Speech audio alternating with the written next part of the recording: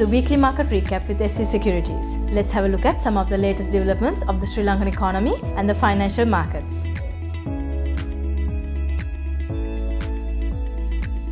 Sri Lanka's central bank has capped loans to a single borrower or connected customers to a 25% Tier 1 capital starting January 2026 to limit exposure and improve financial stability. State enterprises, often large borrowers, are also included in this directive.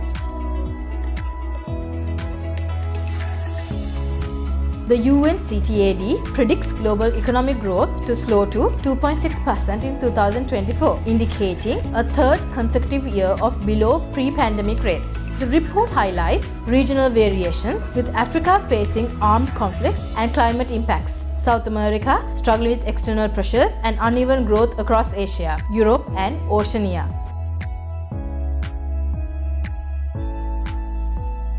Sri Lanka is set to miss its budget target for revenue to GDP for the 33rd year in 2024, according to the State of the Budget Report 2024 published by Verite Research. The report predicts a 14% shortfall in projected revenue, with 61% of the gap is due to the overestimated value-added tax.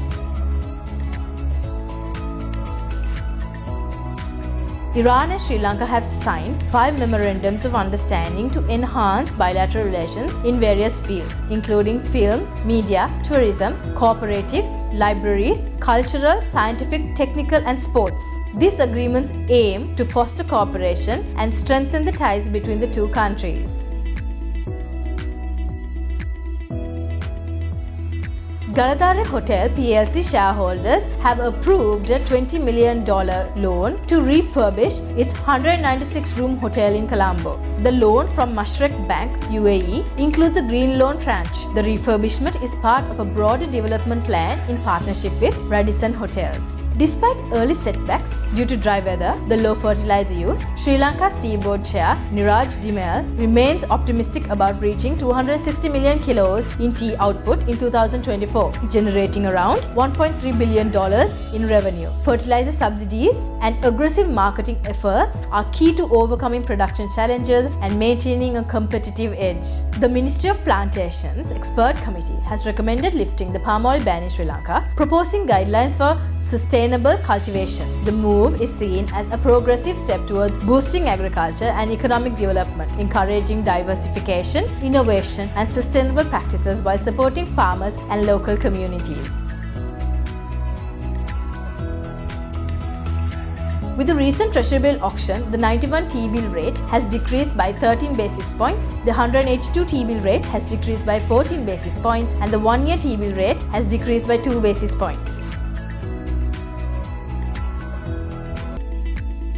Let's take a look at this week's Colombo Stock Exchange market status.